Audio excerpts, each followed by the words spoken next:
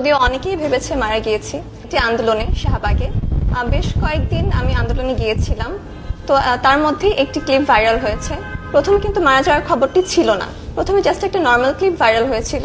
সেক্ষেত্রে আমি কিছু বলিনি বা আমার কিছু বলার ছিল না, যেহেতু অনেকগুলো পেজ থেকে বা গণমাধ্যম থেকে সেটা ছড়ানো হয়।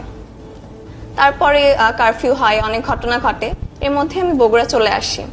তো বগুড়া আসার পরে একদিন আমি ঘুমাচ্ছিলাম, 11টা বাজে সকাল। এর মধ্যে আমার এক ফ্রেন্ড আমাকে কল দিয়েছে। আমি ঘুম জড়ানো কণ্ঠে ওকে জিজ্ঞেস করেছি যে কি হয়েছে। তো আমাকে বললো, তুই নাকি মারা গিয়েছিস, তাই জানার জন্য ফোন দিয়েছি। আমি তো অনেক অবাক যে মারা গেলাম কিভাবে। তো আমাকে ফেসবুকে একটা লিঙ্ক দিয়ে দেখতে বলে। তখন দেখলাম যে একটা পেজ থেকে বলা হয়েছে যে আমি মারা গিয়েছি, আর সেখানে অলরেডি 1 মিলিয়ন ভিউ এরকম। তো আমি তখনও ব্যাপারটা মজার ছলেই নিয়েছি, যেহেতু জাস্ট একটা পেজ থেকে, ব্যাপারটা তেমন সিরিয়াস না, এভাবেই নিয়েছি। এরপরে একে একে আমার আম্মু ভিডিওটা দেখে, আম্মু বলে যে এরকম এরকম। তখনও খুব একটা সিরিয়াস ছিল না বিষয়টা, কিন্তু যত দিন যায় বা যত সময় যায়, 2-1 দিনের মধ্যে ব্যাপারটা অনেক সিরিয়াস হয়ে যায়। আমার মনে হয় অনেকগুলো পেজ বা ভিডিওটা আপলোড করে, আর সবাই তো জানতো না যে আসলে যে আমি বেঁচে আছি নাকি মরে গেছি। অনেকেই আমার জন্য জান্নাত চাই, জান্নাত কামনা করে, সেখানে আমিন বলে। বিষয়টা প্রথমে যেহেতু যদিও আমি মজা হিসেবে নিয়েছি, বাট ব্যাপারটা আসলে আস্তে আস্তে সিরিয়াস হয়ে যায়। আমি মেন্টালি একটা প্রেশারের মধ্যে চলে আসি। যখন এই গুজবটি রটলো, যখন এই গুজবটি দেখলেন, যখন সামাজিক যোগাযোগ মাধ্যমে গুজবটি চারিদিকে ছড়িয়ে পড়েছে, তখন আসলে আপনার অনুভূতিটা কেমন ছিল? অনুভূতি বলতে প্রথম দিকে তো মজা হিসেবেই নিয়েছিলাম, বাট যখন ব্যাপারটা সিরিয়াস হয়ে যায়, অনেকে ফোন দেয়, জানার চেষ্টা করে, বা অনেক জায়গা থেকে আসলে ব্যাপারটা ইভেন আমার ভার্সিটি টিচাররা কল দিয়ে জিজ্ঞেস করে।